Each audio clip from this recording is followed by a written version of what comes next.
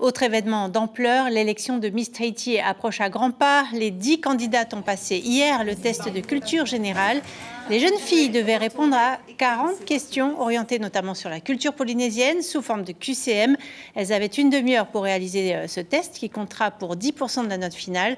Vous allez le voir, elles étaient soulagées après l'examen. Laura Chintou a recueilli leurs réactions. Mais vu qu'on est en train d'échanger et qu'on se rend compte qu'on a une majorité de bonnes réponses, non ?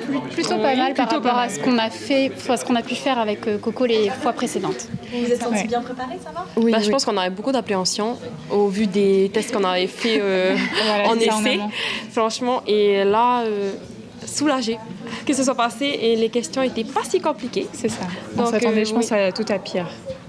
Ouais, il y avait, on va dire, une majorité. Les premières questions, c'était vraiment en mode ah, c'est facile, c'est facile. Plus on avance, j'étais finalement.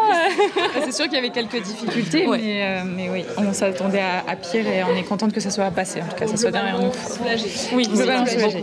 La culture générale, bien évidemment, ça ne s'apprend pas, on le sait tous. Donc ce sont des connaissances que on a un peu réveillées en elles qui, depuis les années collège, les années lycée, etc. Et puis dans la vie de tous les jours, parce que bien évidemment, une Miss Tahiti doit aussi avoir la tête bien pleine. Donc c'est pour ça que cette année, c'est important pour nous d'intégrer ce test de culture générale.